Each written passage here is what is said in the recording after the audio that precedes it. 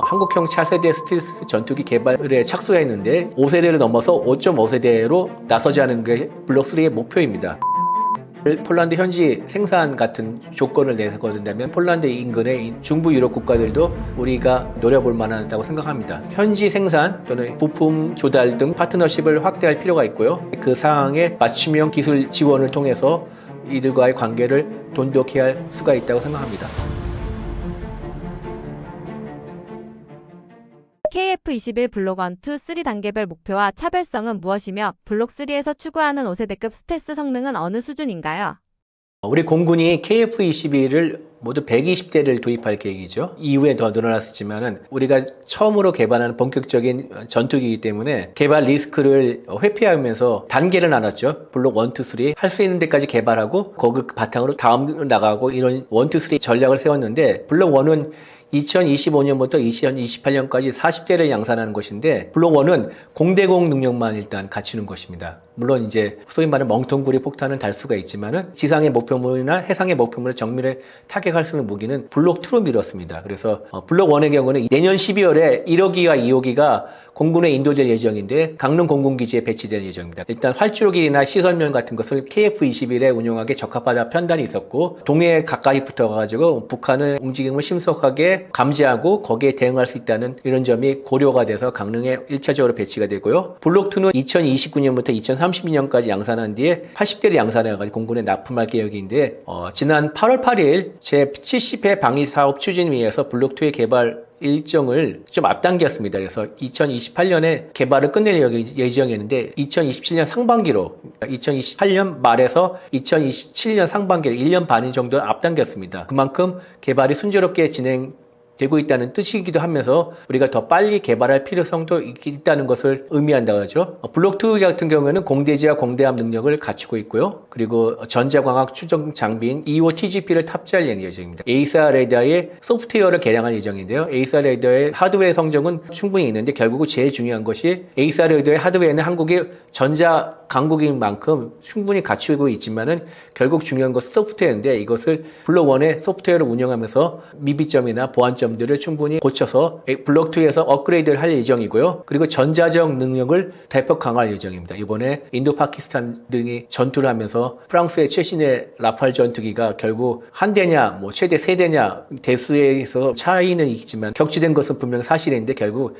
전자전 능력에서 당했기 때문에 최근에 화두가 됐고 되게 중요한 트렌드에서 이 능력을 대폭 강화할 예정입니다. 블록 2 정도가 나와야지 이제 본격적으로 KF21을 가지고 전 세계 시장을 노릴 수가 있습니다. 공대공 능력 가지고는 충분하지 않기 때문에 공대지 공대함 능력을 갖춰야 되는 이때부터 이제 본격적인 수출도 이루어질 수 있을 것으로 기대할 수가 있고요. 정부가 이제 66조 947억 원 규모의 국방 예산안을 편성했는데 이때 이제 중요한 내용이 뭐냐면 36억 원의 예산을 투입해서 한국형 차세대 스틸스 전투기 개발에 착수했는데 이게 블록 3를 의미하는 것입니다. KF 블록 3는 보통 KF21 EX라고도 하죠. 근데 본격적인 스텔스 전투기 5세대기고요. 전자광학 표적 획득 장비 EOTS를 탑재하면서 F-35와 같이 360도 상황을 인식할 수가 있는 전자광학 분산 개구 시스템 DAS를 탑재할 예정이라고 합니다. 그리고 내부 무장창, 그 다음에 첨단 레이저 흡수 소재를 도포해서 스텔스성을 강화해서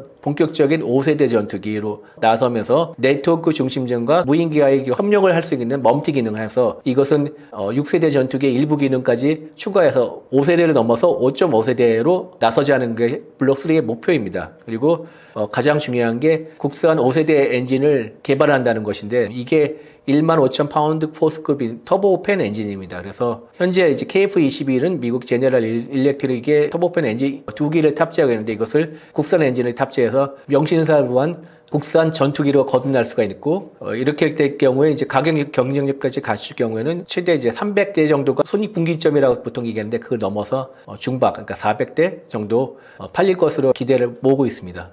KF21 엔진과 핵심 장비의 국산화 과제가 남아 있습니다. 기술 자립을 완성하기 위해 가장 큰 난관은 무엇인가요? 가장 어려운 게 국산 5세대 엔진이죠. 전자장비 같은 경우는 물론 100% 국산화가 안 돼 있지만 한국이 워낙 전자강국이고 반도체나 이런 기술이 발달해 있기 때문에 결국은 시간 문제인데 국산 5세대 엔진 개발은 이것은 도전이자 모험입니다. 왜냐면은 전투기 엔진을 생산하는 미국, 영국, 프랑스, 러시아, 중국 그리고 옛날 러시아에서 떨어진 우크라이나까지 포함할 경우에는 6개 나라에 불과하기 때문에 우리가 독자적으로 5세대 엔진을 개발할 경우는 7번째 국가가 되는 겁니다. 한국보다 훨씬 더 기술력을 갖춘 일본도 실패를 했고요. 아직까지 독자적인 국산 엔진, 전투기 엔진을 개발하지 못하고 있고 인도도 많이 투자하고 하겠지만 아직 성과가 없습니다. 그렇기 때문에 제가 모험이자 도전이라고 말씀을 드린 것이고 이 왜 필요성이 있냐면은 독자 엔진을 갖추어야지만은 수출하는데 굉장히 유리할 뿐더러 우리 마음대로 자의적으로 수출할 수가 있습니다. 만약 지금과 같이 미국의 제너럴 일렉트릭의 엔진을 탑재할 경우에는 수출하려면은 미국의 허락을 받아야 돼. EL이라고 하죠. EL을 받아야 하기 때문에 우리에게 되게 소중한 고객인데 미국의 이익에 따라서 노할 경우에는 수출을 못할 경우가 발생할 수 있습니다. 그렇기 때문에 상당히 중요한다는데 전투기용 터보팬 엔진은 정말 최첨단 기술이 모두 녹아있는 아주 집약체라고 할 수 있는데요. 초정밀 소재, 고온, 고압, 터빈 기술, 그다음에 정밀 가공, 그다음에 내구성 확보 이런 것들은 아주 어려운 고난이도 첨단 기술을 필요로 하는데 한국은 발전형 터보 엔진 기술을 확보해 있습니다. 두산 에너빌리티, 옛날 한국중공업이 그 기술을 갖고 있는데 한화 에어로스페이스 같은 경우는 미국의 라이센스 생산, 그러니까 현지 한국에서 조립 생산을 많이 한 경험을 갖고 있습니다. 충분히 기술을 갖고 있지만 거기에 플러스 알파, 이 최첨단 기술을 갖고 있는데 노하우가 필요한데 아직 우리에겐 처음 시도하는 개발이기 사업이기 때문에 미국이나 유럽 같은 선진국에 비해서 노하우와 경험이 부족합니다. 그래서 단순간에 뛰어넘을 무언가가 필요한데 한국이 부족한 게 시험하고 인증하고 신뢰성을 확보할 수 있는 장비도 부족하고 기술도 부족합니다. 그렇기 때문에 평가를 하고 인증을 하려면은 결국은 해외에 도움을 필요로 할 수 있는 상황이 올지도 모른다고 생각합니다. 그래서 이런 점도 어렵고 제가 아까 모험이자 도전이라고 하는데 이게 우리 자체 평가에 보면 한국의 엔진 기술은 선진국 대비 한 70% 수준이라고 하고요. 소재 기술은 40에서 50% 정도라고 합니다. 최대 이제 50% 정도의 기술 격차를 극복해야 하기 때문에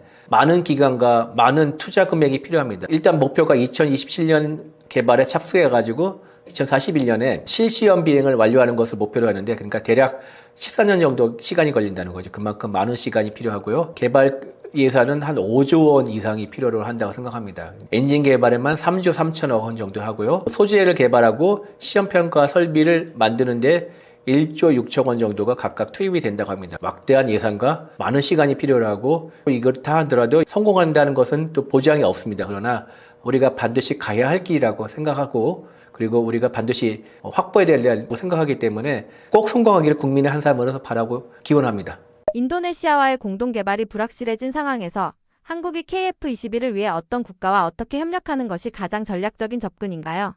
인도네시아를 한국의 KF-21 파트너인데 기술 유출 사건도 있었고 공동으로 투자를 해야 되는 비용을 제때 내질 않아가지고 많은 문제가 있었죠. 미우나 고우나 인도네시아 꼭 필요한 게 아까 말씀드렸다시피 최소한의 그 손익분기점을 넘으려면 300대 이상을 만들어야 하기 때문에 규모의 경제가 필요합니다. 그래서 인도네시아 같은 이런 국제 파트너가 많이 필요한데 앞으로 인도네시아 리스크를 줄이려면은 특정 국가에 집중하기보다는 다양한 국가와 협력할 길을 넓히는 방안만이 대안이라 생각합니다. 그래서 중동과 유럽, 동남아시아 같은 이런 지역을 집중적으로 노려가지고 국제 파트너를 늘리면서 KF-21의 경쟁력을 높이고 인도네시아 리스크를 줄이는 포트폴리오를 완성하는 전략이 필요하다고 생각합니다. 전략적으로 우리가 노릴 만한 국가를 한번 꼽아본다면 중동에 있는데 중동의 아랍에미리트가 특히 KF-21에 관심이 많고요. 최근에 사우디아라비아도 KF-21에 관심을 갖는다고 합니다. 그런데 아랍에미리트를 먼저 말씀드리자면은 아랍에미리트의 공군 참모 차장이 얼마 전에 한국에 와서 KF-21을 시험 비행을 했은 적이 있었죠. 아랍에미리트 UAE는 5세대 스텔스 전투기를 굉장히 찾고 있었고 미국의 F-35를 도입을 하려고 이스라엘과 수교까지 했는데 미국의 정부의 반대로 아직 무산이 됐고 러시아를 통해서 수호이 75라는 또 체크메이트 아직 완성이 안 됐지만 이 신형 스텔스 전투기를 도입을 하려고 했지만은 우크라이나 전쟁에 따른 러시아에 대한 국제 제재 때문에 무산이 됐습니다. 이만큼 집요하게 스텔스 전투기를 바라고 있었기 때문에 우리가 KF-21 블록 3에 대한 프로젝트에 대해서 아랍에미리트와 협력할 가능성이 충분히 있다고 생각합니다. 그리고 폴란드가 있었는데요. 유럽에서 폴란드 같은 경우에는 한국과의 방산 협력을 긴밀하게 다졌고 있기 때문에 폴란드에 대해서 KF-21을 폴란드 현지 생산 같은 조건을 내세워둔다면 폴란드가 충분히 관심을 가질 수 있다고 생각합니다. 폴란드가 만일 관심을 가지게 된다면 폴란드 인근의 중부 유럽 국가들도 우리가 한번 노려볼 만하다고 생각합니다. 동남아시아 국가가 있는데 동남아시아는 뭐 지정학적 요충지고 중국과의 해상 영유권 분쟁이 심해지고 있기 때문에 군사력을 증강할 필요성을 느끼고 있고 경제력 때문에 미국 같은 국가에서 F-35 같은 본격적인 5세대 전투기를 사올 능력은 부족합니다. 그리고 그렇다고 전략적으로 경쟁하고 있는 중국으로부터 무기를 도입하기는 또 어렵고 이런 상황에서 우리가 그 틈을 파고들 만한 상황이라 생각합니다. 그렇기 때문에 이런 국가와 협력을 강화하면서 리스크를 분산할 수가 있고 이런 국가와 또 협력하려면은 현지 생산 또는 부품 조달 등 파트너십을 확대할 필요가 있고요. 그리고 이런 국가와 협력하기 때문에 국가들이 필요로 하는 사항이 있을 텐데 그 사항에 맞춤형 기술 협력을 기술 지원을 통해서 이들과의 관계를 돈독히 할 수가 있다고 생각합니다.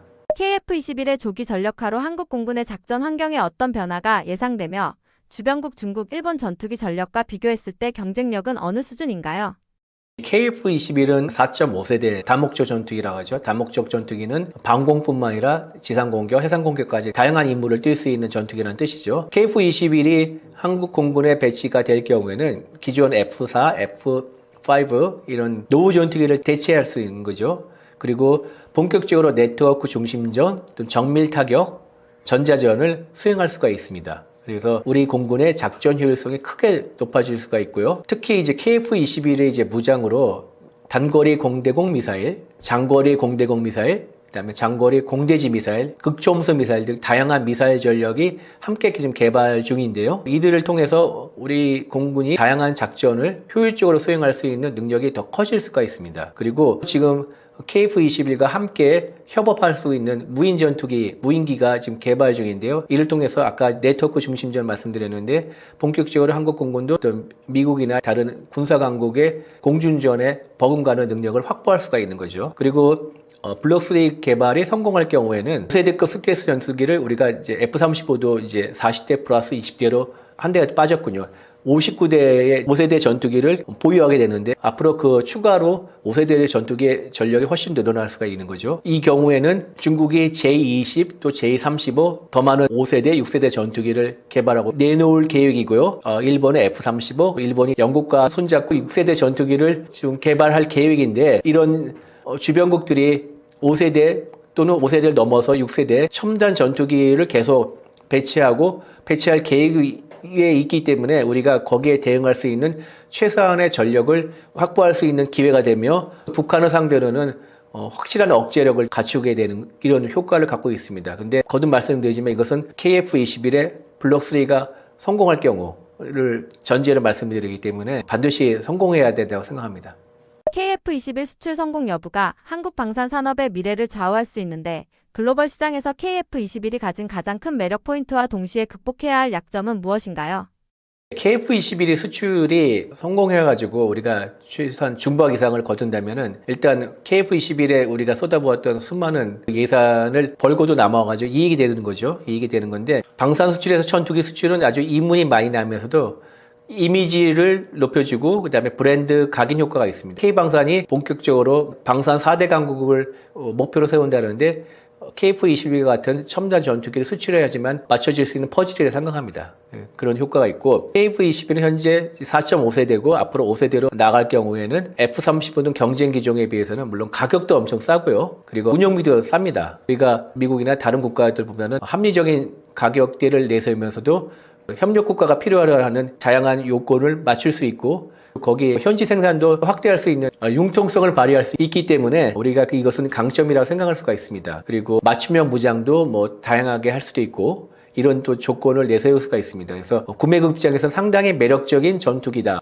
감히 제가 말씀을 드릴 수가 있는데 그러나 독자 엔진 확보되지 않기 때문에 앞으로 해외 수출할 수 있을 때 미국의 이해를 받는지 어떤 제약을 받을 수가 있습니다. 그렇기 때문에 수출의 제한이 있을 수가 있고요. 그리고 KF-21은 신형 전투기인데 아직 실전에서 검증이 안 됐습니다. 그리고 앞으로도 검증이 될까 상황이 장담할 수 없지만 그런 경우에는 아무래도 실전에서 검증을 받았다는 미국의 전투기라든지 프랑스의 전투기에 비해서는 이런 면은 단점으로 또 작용할 수가 있죠. 그리고 세계적인 방산 공급망에 아직 우리가 진입하는 게 초기 단계이기 때문에 해외 협력이나 생산 확대 같은 것은 앞으로 이루어진다 하더라도 이게 늦춰지거나 아니면은 조금 더딜 가능성이 농후합니다. 그렇기 때문에 여기에 대해서 우리가 충분히 대비를 해야 된다고 생각하고요. 그리고 거듭 말씀드리지만 5세대급 스텔스 능력이 페이퍼성에만 남아있기 때문에 이것을 빨리 그리고 확실하게 확보하는 게 급선무고요. 그 전에는 미국의 F-35나 중국의 J-20이나 J-35, 그다음에 러시아의 수호의 57 같은 본격적인 5세대 전투기에 직접 경쟁하기에는 부족한 면이 있다고 생각합니다. 있을 수밖에 없습니다. 그래서 이것을 빨리 극복하려면은 거듭 강조가 드리지만 KF-21의 블록3의 조기 완전 확보가 가장 중요하다고 생각합니다. 보잉이 흔들리면서 미국이 한국 전투기를 도입할 수도 있다는 얘기가 나오는데요. 실제로 그런 가능성이 있나요? 사상 최대 기회다라고 매스컴에 나오고 있고 보잉이 여러 가지 어려운 점들을 가지고 있어서 카이와 록히드 마틴이 함께 추진하고 있는 프로젝트들이 생기게 되는 것이 배경인 것 같습니다. 지금 카이가 TF-50N이라고 해서 미국의 수출향에 대한 전투기인데 이것을 가지고 미 해군의 고등훈련 사업에 같이 참여를 하려고 하고 있습니다. 그러나 참여할 수 있는 결정적인 이유는 보잉의 여러 가지 리스크적인 사항들이 발생했기 때문에 그런데요. 보잉은 앞서서 미국 공군 훈련기인 TX 사업에 참여를 했습니다. T-7A 기종인데 그것을 납품하기로 했지만 여러 가지 문제점, 안정적인 문제나 납기 문제 때문에 이 해군의 입장에서 공군에 제때 납품하지 못하는 7 계열을 다시 도입하기에는 현실적으로 어려운 사항들이 발생을 했습니다. 그렇기 때문에 우리가 미국 향으로 하고 있는 TF-50N 기종이 그런 점에서 관심을 갖게 되는 배경이 되는 겁니다. 카이가 T-50 계열로 해서 초고속 훈련기로 개발한 것들을 우리가 인도네시아나 또 이라크, 필리핀 그런 곳에 납품을 하고 20만 시간 이상의 무사고 기록을 쌓았기 때문에 대외적으로 안정적이고 효율적성이 있다라고 입증이 됐다고 볼 수가 있겠습니다. 입증된 플랫폼이 강점이기 때문에 지금 현재의 구도적 상황에서 차별성을 갖고 관심을 가질 수 있는 배경이 되는 것이죠. 물론 2018년도에 이 공군 사업에 아쉽게 고배를 마신 적도 있습니다. 이번에 카이가 기체를 록히드 마틴사와 같이 협력해서 조합을 이루어가지고 미 공군의 전투기에 처음으로 도입되는 것은 굉장히 큰 여러 가지 의미와 중요성을 가질 수 있습니다. 하지만 그 여러 가지 상황들이 유리하게 이루어져서 효율적으로 가져갈 수 있겠지만 그렇게 상황이 넉넉하지는 않다라고 저는 생각을 합니다. 이번에 한 10조 원 이상의 규모의 초대형 프로젝트인데 그걸 카이와 록히드 마틴이 같이 연합해서 경쟁 구도가 보잉과 샤브 연합 이외에도 스툴론과 이탈리아 레오나르도 연합 까지 참여해서 3파전으로 이루어질 것으로 예상이 되고 있습니다. 그렇기 때문에 여러 가지 상황적인 면에서 한국의 전투기가 보잉에 어려운 점이 있지만 미국의 현재 상황들을 적극적으로 대응해주는 록히드 마틴이 있지만 2018년도에 미 공군 사업에 고배를 맞은 만큼 여러 가지 상황들을 객관적으로 보기에는 어렵지 않나 이렇게 생각을 하고 만약 이 사업이 잘 추진이 된다고 한다면 한국산 전투기를 표준 장비로 채택하는 아주 중요한 출발점이 되고 중요한 사례가 될 수 있다라고 볼 수가 있겠습니다. 그런데 이러한 그 중요한 프로젝트가 당면에 있는데 하나의 또 리스크는 카이의 경영적 부재가 해외의 파트너들의 신뢰성을 갖지 못하는 문제도 있다라는 게 참 안타까운 현실입니다. 현재 지금 카이 수장의 공백이 계속 이어짐으로 인해서 중요한 우리 우주항공 산업의 의사결정도 늦어지고 있다라고 볼 수 있고 지금 현재 호주에서의 우주항공 전시회나 이런 것도 있는데 지금 카이의 사장을 참여하지 못하는 안타까운 일들도 있습니다. 이러한 최고 경영자의 부재로 인해서 10조 규모의 초대형 해외 방산 사업들을 하지 못하는 우가 벌어진다면 정말 안타까운 현실일 수밖에 없고요. 이런 정치적, 외교적 변수에 의해서 복잡한 협상 과정들을 이끌어야 하는 수장의 공백은 이 프로젝트의 성공 여부를 장담할 수 없는 그러한 중요한 이유 중에 하나가 될 수 있습니다. 10월 말에 2년마다 한 번씩 열리는 우주항공 전시회인 아덱스가 열립니다. 이 아덱스가 이제 서울국제 항공우주 및 방위산업 전시회가 이제 아덱스인데요. 아덱스에도 이제 많은 국내뿐만 아니라 해외 파트너들이 한국을 찾을 것이고 거기서 많은 비즈니스가 이루어지게 될 텐데 가장 중요한 항공사업을 이끄는 카이 최고 경영자의 부재는 상당한 국가적 망신뿐만 아니라 다양한 비판적 해외 바이어들의 우려의 목소리가 나올 수 있는 염려되는 부분들 중에 하나가 있습니다. 이렇게 방산업계에서의 전문 지금의 카이가 글로벌 경쟁사에게 치열하게 싸우고는 이런 순간에서 사장의 부재가 미치는 것이 마치 전쟁에서 장수가 없는 상황이다라고 비평하는 전문가들도 있고요. 카이가 해외 어떤 완제기 수출, 특히 중대한 앞서 말씀드린 미 해군 훈련기 사업에 로키드 마틴과 함께 참여하는 것, 2018년도에 있었던 사업에 대한 고백, 3파전에 대한 다른 국가의 경쟁적 구도가 있지만 그래도 해외 수출향으로 만든 TF-50N 전투기가 많은 관심을 갖고 있기 때문에 전략적으로 대응한다면 큰 성과도 이룰 수 있고 항공 산업의 한 획을 긋을 수도 있기 때문에 관심을 가지는 분야고 이 부분은 정부 측에서 많은 관심을 갖고 이 문제를 해결해야 될 필요가 있지 않나라고 생각을 합니다. 이러한 것들이 만약 우려에만 그치는 것이 아니라 최근에 1조 8천억의 전자기전 사업의 수주도 이번에 사업 수주를 하지 못했죠. 대한항공과 LIG가 컨소시엄으로 갖고 또 카이와 하나시스템이 컨소시엄을 해서 경쟁을 했는데 최근에 발표된 결과로는 카이가 수주를 못했다라고 발표가 나고 있죠. 이러한 것들도 지금 말씀드린 여러 가지 우려의 목소리의 하나의 결과가 아닌가라고 생각이 되고 이러한 것들을 위해서 중요한 보잉의 여러 가지 빈틈을 보고 이러한 리스크적인 사항들에 의해서 로키드 마틴과 함께 TF-50N을 수출하는 것들을 가능하게 하는 여러 가지 노력들이 필요하다고 생각을 합니다. 카이가 미국 방산 기업 로키드 마틴과 협력한 건 어떤 의미가 있나요?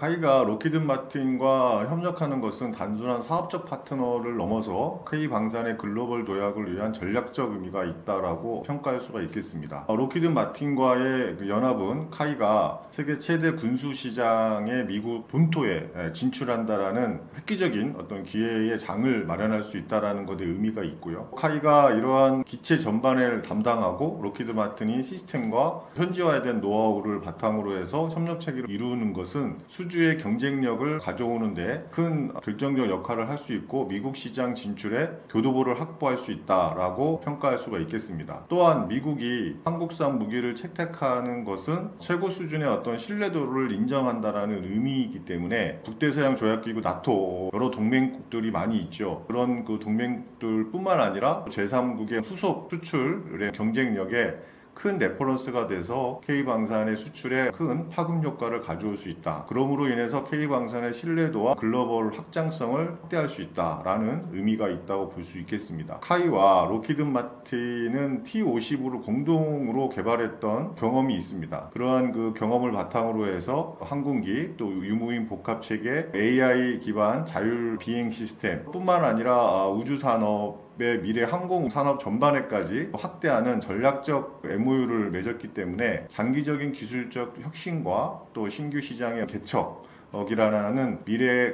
항공 우주의 분야의 협력적 확대가 가능하다라는 것이 큰 의미가 있겠다고 볼 수가 있겠습니다. 카이와 세계 최대 방산 기업인 로키드 마틴의 어떤 관계는 하루아침에 이루어진 것은 아닙니다. 이들은 무려 20년 이상 함께 해왔고 전 세계 방산계에도 여러 가지 유례를 찾기 힘든 전략적 파트너의 관계라고 볼 수가 있습니다. 물론 시작은 F-16 면허 생산과 T-50의 공동 개발에서부터 시작을 했죠. 두 회사의 협력은 1990년대에 한국의 차세대 전투기 사업인 KF-16이죠. 국내 면허 생산 사업에 시작을 했고 또 로키드 마틴의 기술력과 카이가 이전받아서 전투기를 생산을 했습니다. 이 관계의 정점을 찍은 것은 T-50 고등 훈련기를 공동 개발하면서 여러 가지 협력 체계가 더 확고히 됐다라고 볼 수가 있겠죠. T-50은 로키드 마틴의 선진 항공기의 설계 노하우와 카이의 우수한 제작 능력이 결합이 됐다라고 볼 수가 있겠습니다. 카이가 주도적으로 개발은 했지만 로키드 마틴이 기술 지원을 했고 마케팅에 대한 협력 합격을 함으로 인해서 T-50은 단순한 훈련기를 넘어서 그 이후에 FA-50 경공격기까지 확대되어지는 그러한 결과를 낳았고 카이의 독자적인 항공기 개발의 능력에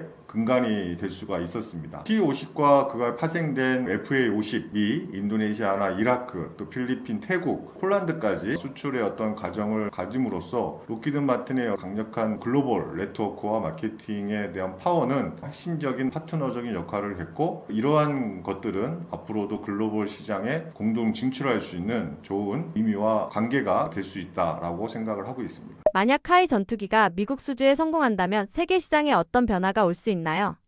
카이 전투기가 미국 수주에 성공한다면 TF-50N 전투기가 미 해군 사업의 수주의 성공은 단순히 수출 계약의 하나를 땄다라고 하는 것에 넘어서 세계 방산 사업의 질서를 뒤흔들 수 있는 큰 변화가 될 수 있다라고 생각을 하고 있습니다. 그 중에 하나가 이제 미국이 채택했다라는 프리미엄적 가치가 있을 수 있는 거죠. 그런 것들은 미국 군대가 전 세계의 어떤 군사력의 표준이 되고 있는 것은 현실이고, 미국이 채택한 무기는 세계 최고의 어떤 안정성과 성능을 가졌다라고 공식적으로 인정을 받을 수가 있습니다. 그렇기 때문에 한국산 무기가 미국의 표준 장비로 채택된다는 것은 K방산의 브랜드 가치를 최고 수준으로 끌어올 수 있는 신뢰도를 향상시킬 수 있는 큰 의미가 있다고 볼 수가 있겠습니다. 또한 유럽 국가인 나토 시장의 진출을 가속화할 수 있다라고 평가할 수가 있겠습니다. 미국이 쓰고 있는 기종은 나토의 동맹국들의 강력한 구매 추천서가 될 거라고 보고 있고, 이번에 그 폴란드에서의 그 대규모 FA-50 수출을 성공시킨 카이가 유럽 시장에 더욱더 확장시킬 수 있는 계기가 될 수 있다라고 생각을 합니다. 그동안 한국은 미국으로부터 무기를 도입하는 소비 국가의 위치에 있었습니다. 이제는 세계 최대 군사 강국에 군용기를 공급하는 생산자의 위치로 올라오게 되는 아주 중요한 위상적 변화를 가져올 수 있다라고 평가할 수 있겠고요. 국제 방산 시장에서의 한국의 외교적 또 안보적 위상까지는 격상시키는 결과를 낳을 수 있고, 이것은 무기 체계의 수출의 패러다임까지 변화시킬 수 있는 의미의 변화다라고 볼 수가 있겠습니다. 향후에 로키드 마틴과의 엔진 개발에 대한 관계도 공고히 할 수 있는 어떤 계기가 될 수 있을 겁니다. 두 회사가 이미 T-50의 고등훈련기를 만들었고, 그 외에 회전익 항공기나 유무인 복합체계, AI 기반의 자율비행 기술, 또 우주산업에 대한 미래, 산업, 다양한 전략적 파트너 협력 관계를 맺고 있는 만큼 이번 미국 해군 사업의 성공은 미래 협력의 성공적 사례가 될 것이고, 또 카이가 글로벌 방산 공급망의 핵심적 파트너로 자리매김할 수 있는 계기가 될 수 있다라고 볼 수가 있겠습니다. 두 회사는 지난 20년 동안 어떤 관계였나요? 카이와 로키드 마틴은 오랫동안 서로의 관계를 맺어왔습니다. 한 20년 동안의 관계를 맺어왔다라고 볼 수가 있겠는데요. 서로의 관계는 단순한 계약 관계를 넘어서 한국 항공사업의 역사를 같이 썼다라고 평가해도 크게 무방하지 않나라고 생각을 합니다. 두 회사의 협력은 한국이 세계 12번째로 초음속 항공기를 개발했다라는 결정적 어떤 그 토대가 되었다고 볼 수가 있겠고요. 제가 두 회사가 20년 이상 맺어온 여러 가지 관계를 4가지 측면으로 해서 시간의 흐름에 따라 설명을 한번 드리면, 처음에는 1990년대의 기술 이전에 대한 협력기, 어떤 관계의 시작이라고 볼 수가 있겠습니다. 카이가 로키드 마틴의 관계는 한국이 차세대 전투기를 도입하는 F-16 사업에서 시작이 됐죠. F-16의 면허 생산이 필요했고, 한국은 당시 F-16의 전투기를 미국에 도입하면서 이 기체를 국내에서 생산할 수 있는 면허 생산과 또 로키드 마틴으로부터의 핵심적 기술을 이전받는 그러한 협력을 하기 시작했습니다. 카이는 이러한 과정을 통해서 선진화된 항공기 제작 기술의 노하우를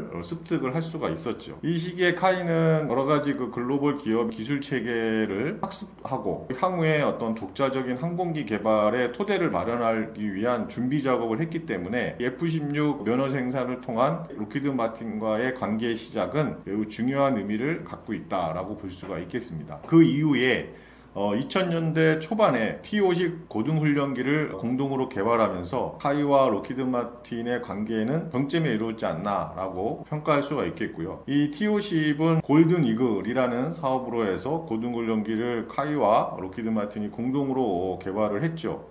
T-50은 한국이 독자적으로 개발한 최초의 초음속 항공기입니다. 이 과정에서 록히드 마틴의 기술 지원과 협력은 필수 사항이 될 수밖에 없었고, 록히드 마틴의 그 F-16 전투기의 어떤 설계 노하우가 T-50 개발에 상당한 영향을 미쳤고 또 많은 기술적 도움을 받을 수 있었습니다. 그러므로 인해서 T-50은 비행면에서 F-16과 근접하게 설계가 되었던 면도 있죠. 카이가 개발 주체가 돼서 기체 제작과 체계 통합에 대한 역할을 맡았고, 록히드 마틴은 기술 지원과 마케팅 협력을 담당하는 방식으로 해서 같이 협력 체계를 구성을 했습니다. T-50 개발을 성공함으로 인해서 한국은 세계에서 12번째의 초음속 항공기 제작의 능력을 가진 국가로 인정받게 되었고요. 또 이는 카이가 독자적인 설계와 개발 역량을 갖추는 결정적인 계기가 됐다고 볼 수가 있겠습니다. 2010년도 이후에 TA-50 경공격기에 대한 수출적 협력을 함께 함으로 인해서 두 기업의 관계가 확장되는 계기가 됐다라고 볼 수가 있겠습니다. T-50이 성공적으로 개발된 후에 두 회사는 이 플랫폼을 기반으로 해서 경공격기인 그 FA-50을 만들었고, 그것을 글로벌 시장에 함께 공략하기 시작했습니다. 이후에 T-50 계열인 T-50 그 FA-50인 항공기들은 인도네시아나 이라크, 필리핀, 태국 이런 여러 국가들에 수출을 하게 됐고요. 이 과정에서 록히드 마틴과 막강한